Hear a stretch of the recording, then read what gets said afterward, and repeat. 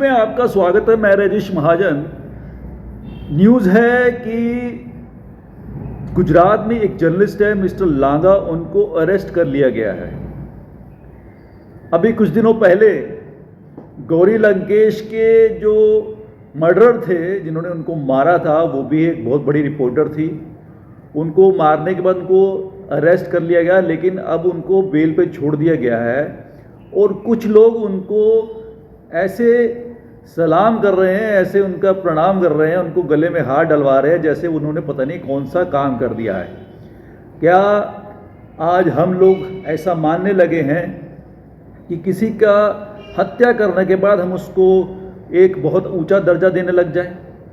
ये तो बात छोड़ ही दीजिए कि उनको हार पहनाया गया, उनका स्वागत किया गया, क्योंकि उन्होंने बहुत बड़ा काम कर दिया है कि किसी की हत्या कर दी। लेकिन उससे बड़ी बात है कि एकनाथ शिंदे महाराष्ट्र के, उन्होंने तो उनको अपनी पार्टी में ही शामिल कर दिया और एक एरिया दे दिया उनको संभालने के लिए। क्या ऐसे सत्ता को हासिल करना, वो भी जोर ज़बरदस्ती से, क्या वो ठीक रहती है?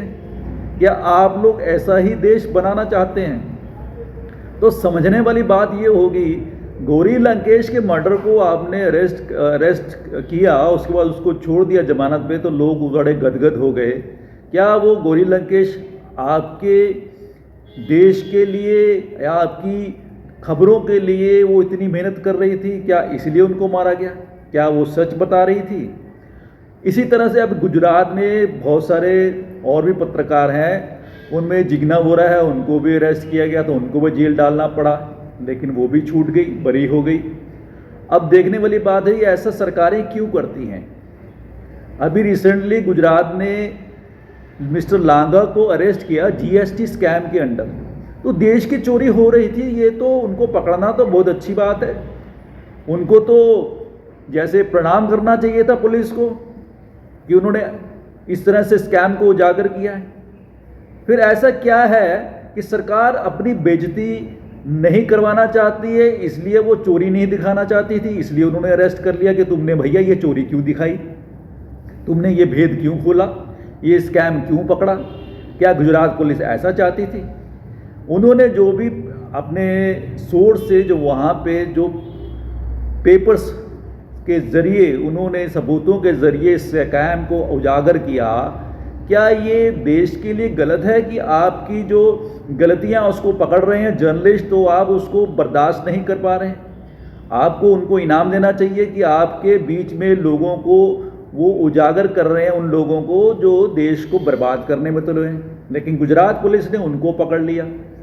तब क्या ऐसे ही देश चलेगा?